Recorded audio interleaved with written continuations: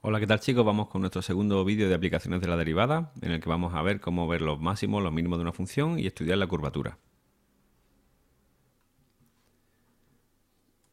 Vamos a ver ahora cómo podemos estudiar los máximos y los mínimos relativos de una función. Relativo, cuidado, relativo, no absoluto. Vamos a ver. Si f tiene un máximo relativo en un punto, ¿qué significa que f tenga un máximo relativo? Pues significa que alrededor suya no hay ningún punto que sea mayor o igual que, es decir, es el punto más grande que hay en los alrededores. Aquí tenemos un ejemplito, ¿veis? X0 es un máximo relativo porque existe un entorno ¿eh? donde X0 es lo más grande que hay. Fijaros que luego por aquí hay puntos que son más altos que X0, ¿verdad? Da igual. Pero en un entorno de él, alrededor suya, es el punto más alto, por tanto X0 aquí sería un máximo relativo. De la misma forma se definiría mínimo relativo. Bueno, a ver, ¿y por qué nos ayuda la derivada para encontrar estos máximos y mínimos de funciones? Pues porque como vemos aquí en este dibujillo, la pendiente de la tangente en un punto donde hay un máximo o un mínimo, ¿cómo es? Es, es horizontal, ¿verdad? En los máximos y los mínimos las tangentes son horizontales, por tanto pendiente cero. Así que si una función es derivable en un punto y tiene un máximo o un mínimo ahí, entonces la derivada es cero. ¿De acuerdo? Pero cuidado que aquí lo que me está diciendo es que si yo sé seguro que la función tiene un máximo o un mínimo, pues entonces la derivada es cero. Pero que la derivada sea cero no obliga a que haya un máximo o un mínimo. Mira este ejemplo de aquí. ¿Vale? Cuando una función tiene un punto donde la tangente es horizontal, no es obligatorio que haya un máximo. Si hay un máximo, la tangente sí es horizontal. Pero si la tangente es horizontal, mira aquí. ¿Veis? La tangente es horizontal, pero ahí no hay un máximo ni un mínimo. Esta función es decreciente, para un momentillo, hacemos un descansillo y luego sigue bajando. ¿De acuerdo? Entonces, los puntos singulares o puntos singulares o puntos críticos son aquellos donde la derivada se anula. ¿Vale? Y esos son los candidatos a ser máximo o mínimo, pero no son obligatorios. Hay que hacer una pequeña comprobación más. ¿De acuerdo? Por ejemplo, eh, cuando una función, si yo estoy estudiando una función, el crecimiento de una función, y me encuentro de repente un punto, fijaos aquí, donde la derivada es cero, ¿verdad? ¿Cómo puedo estar seguro si eso es un máximo o un mínimo? Muy sencillo, miro a la izquierda y a la derecha. La derivada aquí, ¿cómo es? ¿Cómo son las tangentes aquí? Son cuesta arriba, entre comillas, por tanto, la derivada a la izquierda es positiva. Y estas pendientes de aquí, ¿cómo son? Digamos, cuesta abajo, entre comillas, ¿no? Por tanto, la derivada como y es negativa.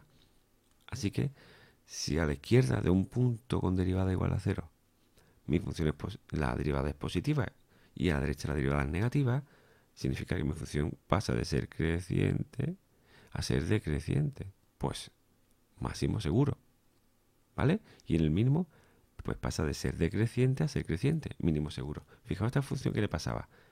Era a la izquierda, tenemos aquí un punto de derivada igual a cero. A la izquierda, ¿qué le pasa? Era decreciente. Y a la derecha, decreciente también. Por eso no había un máximo ni un mínimo, ¿vale? Esos puntos se llaman puntos de inflexión, ¿vale? Cuando la derivada se anula, pero no hay un máximo ni un mínimo, se llama punto de inflexión.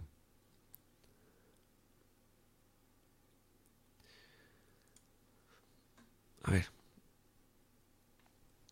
vamos a ver un poco de la información que podemos obtener de la segunda derivada. Siempre podemos derivar una función y volverla a derivar otra vez. Eso se llama segunda derivada. Muy bien. Concavidad, convexidad y puntos de inflexión. Aquí tenemos que tener mucho cuidado. Mira, esta función, ¿veis? Es de esta forma y aquí en B pasa a ser de esta otra. ¿Vale? Muy bien. Tenemos un problema y es que los matemáticos parece que no nos ponemos de acuerdo en cómo llamar una función en llamar una función si es cóncava o si es convexa. Mira, os voy a explicar un poquito el porqué de este follón y ahora vamos a ver qué es lo que vamos a hacer con él. En matemática lo que sí que está muy claro es que es un conjunto convexo. Un conjunto convexo es el que no tiene huecos hacia adentro. Esto sería un conjunto convexo. ¿Vale? Y un conjunto cóncavo sería el que sí tiene huecos hacia adentro, ¿veis? Esto es cóncavo. ¿Por qué? Pues muy sencillo. Si yo cojo un conjunto convexo y cojo dos puntos dentro, la línea que los une siempre cae dentro. Y en un conjunto cóncavo eso no ocurre. Hay puntos que no cumplen esa condición, ¿veis? ¿Por qué? Porque tienen una hendidura hacia adentro. Ese conjunto es un conjunto cóncavo. Muy bien. Y si tenemos esto tan claro, ¿por qué tenemos este follón con las funciones cóncavas y convexas? Pues es muy sencillo. Mira, cuando yo tengo una curva, esa curva hay quien considera este conjunto, ¿veis? Y diría, pues eso es cóncavo, así que es una función cóncava. Y hay quien coge y dice, no, es que esa curva me define este conjunto, así que esa curva es convexa, ¿lo veis? Según el punto de vista. Hay incluso ya quien habla de convexa por arriba, convexa por abajo, es un follón. En fin, nosotros vamos a intentar tomar un criterio, vamos a seguirlo todo el curso y precisamente tenéis que tener mucho cuidado porque va a ser el criterio contrario que el que trata el libro, ¿de acuerdo? Yo he editado esto para que tengamos el mismo criterio, pero en realidad el libro lo tenía al revés en un principio, yo lo he cambiado. ¿Por qué lo he cambiado?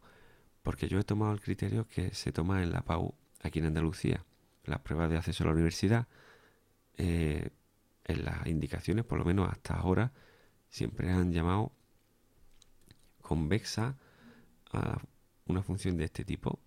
Por ejemplo, la x cuadrado, en las pruebas de acceso aquí, siempre se ha considerado una función convexa. El libro lo tenía al revés. Para el libro de texto que utilizamos en este curso, esto era una función cóncava. Es un poco arbitrario, la verdad, ya os he dicho que da un poco igual, pero bueno, nosotros vamos a estudiar cómo hasta ahora se ha pedido en la selectividad de aquí, ¿de acuerdo? Entonces recordad, la x cuadrado es una función convexa, es decir, segunda derivada positiva convexa. Una reglilla que yo siempre he utilizado para que no se me olvide, me la dio mi profesor de historia en el instituto y él decía, es convexa la mano que se besa. La mano que se besa tiene esta forma, ¿verdad? Bueno, pues nosotros como nos llevamos así un poco con lo de letra, no nos llevamos perfecto, pues pensarlo nosotros al revés. Es decir, para uno de historia, uno de letra, es convexa la mano que se besa, pues para nosotros al revés. Para nosotros, cóncava. Y eso no se me olvidó a mí nunca. El de historia me dijo, es convexa la mano que se besa, pues nosotros no, al revés. Para nosotros la mano que se besa no es convexa, es cóncava. ¿De acuerdo? Bueno, vamos a ver entonces la definición matemática, ya que hemos guarreado toda esta hoja un poquillo. Mira, ¿qué es una función convexa? Una función convexa, como la x cuadrado, es cuando la derivada es creciente. Es decir, mira, tengo una recta tangente aquí. Y ahora aquí tengo otra. Y aquí otra. ¿Qué le va pasando a las tangentes? Cada vez son más grandes, ¿verdad? La derivada va creciendo. Mira, aquí era negativa. Aquí era negativa, pero no tan negativa. Aquí fue cero. Luego aquí fue positiva. Aquí fue mucho más grande. Va creciendo, ¿veis? Cuando la derivada va creciendo, diremos que es una función convexa. Cuando la derivada crece, lo que pasa es que la segunda derivada es positiva, ¿vale? Así que una función convexa será aquella que tiene una segunda derivada positiva. Y una función cóncava, pues al contrario. Mira, esta función, tenemos aquí la tangente, aquí, ¿qué le va pasando a las pendientes? Cada vez van bajando. Es decir, la derivada es decreciente. Y por tanto la segunda derivada es negativa. Pues eso es lo que nosotros llamaremos una función cóncava. ¿Vale? ¿Y qué es un punto de inflexión? Es un punto donde la segunda derivada es cero. Es decir, mi función pasa de ser cóncava a convexa o viceversa. Por ejemplo, aquí, aquí y aquí, esa función pasa de ser cóncava o convexa. De hecho, mira cómo aquí las tangentes van decreciendo, aquí empiezan a crecer, aquí vuelven a decrecer y aquí empiezan a crecer otra vez.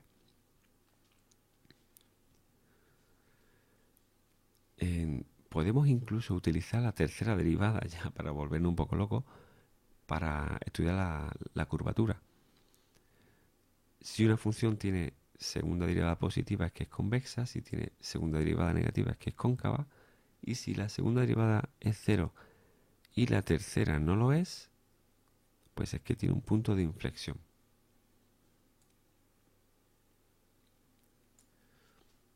Bueno, ya hemos dicho que para hallar el máximo o el mínimo de una función tenemos un camino ya, que lo hemos visto, que sería la primera derivada tiene que ser cero, y ahora miro el signo de la derivada a izquierda y a derecha de donde la primera derivada se anuló. Por ejemplo, en un máximo, a izquierda del máximo, la primera derivada será positiva porque la función es creciente, y a la derecha será negativa, decreciente. Una función que crece y luego decrece, pues que tiene un máximo, ¿verdad? Eso ya lo hemos visto. Bueno, pues otra forma más para buscar los máximos y los mínimos, y es utilizar la segunda derivada, ¿vale? Es decir, si yo tengo la primera derivada que es cero, estudio la segunda derivada. Si la segunda derivada es positiva, es que hay un mínimo. Y si la segunda derivada es negativa, pues hay un máximo. ¿De acuerdo? ¿Y qué método utilizamos, no? ¿El primero o el segundo? Pues esto depende un poco de la función que tengamos entre manos, ¿no? Si es un poco largo y engorroso calcular la derivada, y otra vez la segunda derivada se hace demasiado largo, pues no se mete uno en el follón de calcular la segunda derivada. Si la segunda derivada se calcula muy facilito, pues igual se puede hacer. A mí me ha gustado siempre esto, estudiármelo con la función x cuadrado, porque es muy sencilla y todo el mundo sabe que tiene aquí un mínimo, ¿verdad? ¿Cuál es la primera derivada de x cuadrado? 2x. ¿Cuál es la segunda derivada? 2. ¿Cómo es la segunda derivada? Es positiva. ¿Y que tenemos? Un mínimo. Pues mira, ya tenemos una forma muy sencillita de recordar esto. ¿De acuerdo? Si la segunda derivada es positiva, es que hay un mínimo. Bueno, pues vamos a estudiar todo esto con un ejemplo práctico. Tenemos que estudiar la curvatura de la función x al cubo más 3x cuadrado. Lo primero, para la curvatura, pues derivamos, ¿no? La primera derivada, 3x cuadrado más 6x. Segunda derivada, 6x más 6. ¿De acuerdo? Para estudiar la curvatura necesitamos ver el signo de la segunda derivada. Siempre que vayamos a estudiar el signo de una función, nos viene muy bien ver dónde se anula. Así que la segunda derivada es muy sencillita. Vemos que se anula en menos 1, ¿verdad? Por tanto, es como si yo tengo aquí la recta, que en menos 1 se anula. Por tanto, a la izquierda de menos 1 tendrá un signo y a la derecha tendrá otro. Cogemos un número a la izquierda de menos 1. Por ejemplo, el menos 10, vemos que la función es negativa, la segunda derivada aquí es negativa. Cogemos aquí uno a la derecha, por ejemplo el 0, y la segunda derivada es positiva. Por tanto, esta es una función, aquí es cóncava y aquí es convexa. ¿De acuerdo? Vamos a ver en menos 1 qué ocurre. Pues como en menos 1 la segunda derivada es 0, pero la tercera no es 0, pues aquí tenemos un punto de inflexión. Así que ya sabemos que de menos 1 a la izquierda tenemos una función cóncava y de menos 1 a la derecha una función convexa. Fijaos que aquí se me ha olvidado editar esto y esto lo tenemos al revés. Ya os he comentado que el libro lo hace al revés que nosotros, ¿vale? Y llama cóncava lo que nosotros hemos llamado convexa.